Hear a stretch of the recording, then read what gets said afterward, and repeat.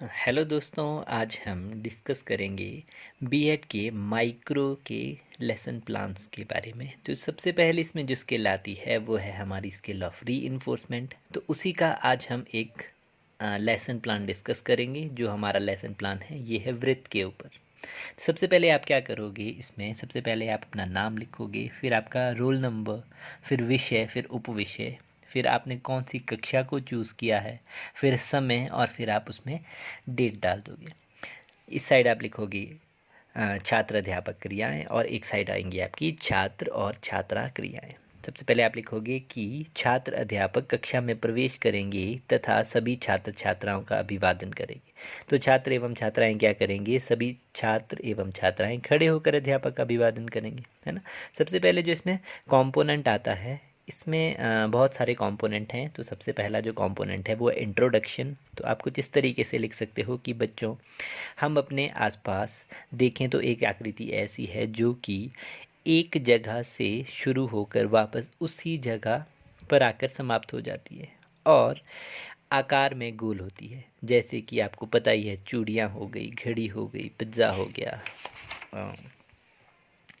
पहिए हो गए इत्यादि, है ना। इस आकृति को हम क्या कहते हैं, वृत्त कहते हैं। तो फिर क्या करेगा, जो छात्र अध्यापक है अपना जो उपविषय का नाम होगा उनको वो ब्लैक बोर्ड पर लिख लेगा, श्यामपट्ट पर लिखेगा। फिर आगे उसके बारे में थोड़ी सी चर्चा करेंगे। वो आप आगे इस तरीके से लिख सकते हो कि बच्चों, वृत्त एक तल के उन बिंदुओं का समूह होता है जो एक नियत बिंदु से अचर दूरी पर होते हैं, है ना। फिर आप बच्चों से प्रश्न करोगे कि जो वृत्त है वो किसे कहते हैं। तो ये आपका इसमें आप कुछ कंपोनेंट यूज़ कर रहे हैं, जैसे कि यूज़ ऑफ पॉजिटिव वर्बल हो गया, use of non verbal reinforcement हो गया, और एक्स्ट्रा वर्बल यूज़ का भी आप यहाँ पे यूज़ कर रहे हो, है ना। तो जो नॉन वर्बल रीइंफोर्समेंट है, जैसे यहाँ पे जब आप बच्चों को क्या कर रहे हो, शाबाशी दे रहे हो, फिर आपने थोड़ा सा एक्सप्रेशन भी देना है, मुस्कुरा के आप एक्सप्रेशन दोगे, तो इसको ये नॉन वर्बल रीइंफोर्समेंट में आ जाएगा आपका।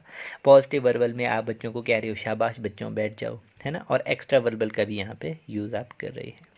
तो आगे आप क्या लिखोगे, बताओगे बच्चों के कि जब किसी भी वृत्त को उसके केंद्र से किसी भी नियत कोण पर घुमाया जाता है तो वृत्त नहीं बदलता है। जब एक सीधी खींची जब एक रेखा सीधी खींची जाती है तो जो केंद्र से गुजरती है तो ये एक वृत्त को दो बार भागों में काटती है। फिर आप वृत्त का व्यास बताओगे, वृत्त की त्रिज्या के बारे में बताओगे। व्यास क्या होता है कि एक वृत्त को दो बराबर भागों में बांटने वाली रेखा को व्यास कहते हैं, और जो त्रिज्या होती है ये क्या होती है, व्यास की बिल्कुल आधी होती है, जो क्या होती है, केंद्र बिंदु से होकर वृत्त के किसी एक छोरे को टच करती है। फिर आप वृत्त की परिधि के बारे में बताओगे कि वृत्त के चारों ओर का परिमाप ही परिधि कहलाता है। फिर वृत्त की जीवा के बारे में आप बता सकते हो कि वृत्त की जीवा एक रेखाखंड है जिसके दोनों अंत बिंदु वृत्त की परिधि पर होते हैं, है ना।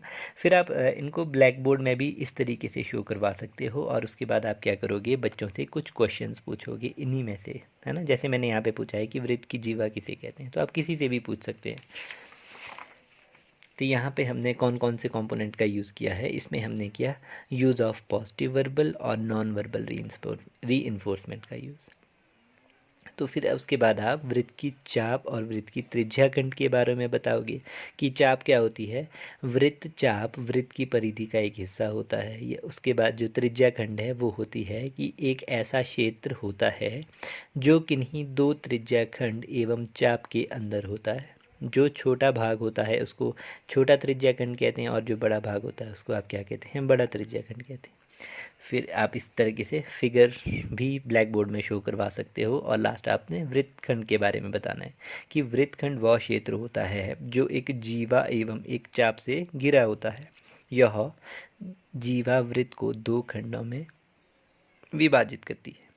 फिर आप दोबारा से एक क्वेश्चन पूछोगे। अगर बच्चों को नहीं आ रहा है तो आप कुछ इस तरीके से रीइंफोर्स कर सकते हो कि हाँ हाँ बच्चे आप बता सकते हो। फिर बच्चा मोटिवेटेड फील करेगा। अगर वो डर रहा है तो उसके बाद वो क्या करेगा, अपना आंसर दे देगा। फिर आप उसके आंसर को ब्लैक बोर्ड पर लिखोगे, तो यहाँ पे आप क्या कर रहे हो, राइटिंग पीपल रिस्पॉन्स का भी यूज़ कर रहे हो। फिर लास्ट में आप क्या करोगे, दोबारा से अपने पूरे जो टॉपिक है इसको एक बार रिपीट करोगे। तो यहाँ पे रिपीटिंग, रीफ्रेजिंग और समराइजिंग का भी आपका यूज़ हो जाएगा। जैसे यहाँ पे हमने रिपीट किया है कि बच्चों आज हमने वृत्त के विषय में पढ़ा। वृत्त एक तल से उन बिंदुओं का समूह होता है जो एक नियत बिंदु से अचर दूरी पर होता है, तथा हमने वृत्त की त्रिज्या व्यास परिधि जीवा चाप त्रिज्याखंड वृत्तखंड की व्याख्या की मतलब इस सब के बारे में इस पूरे के पूरे हमने लेसन प्लान में पढ़ा। तो आई होप आपको अब समझ आ गया होगा कि किस तरीके से हम स्किल ऑफ री इन्फोर्समेंट का लेसन प्लान बना सकते हैं। आप डिफरेंट डिफरेंट सब्जेक्ट्स के लेसन प्लान भी बना सकते हैं इन्हीं कंपोनेंट का यूज़ करके, है ना। ये माइक्रो लेसन प्लानिंग है। तो अगर आपको ये सब अच्छा लगा हो, पूरी वीडियो अच्छी लगी हो, तो प्लीज़ लाइक एंड सब्सक्राइब कर देना। Thank you so much.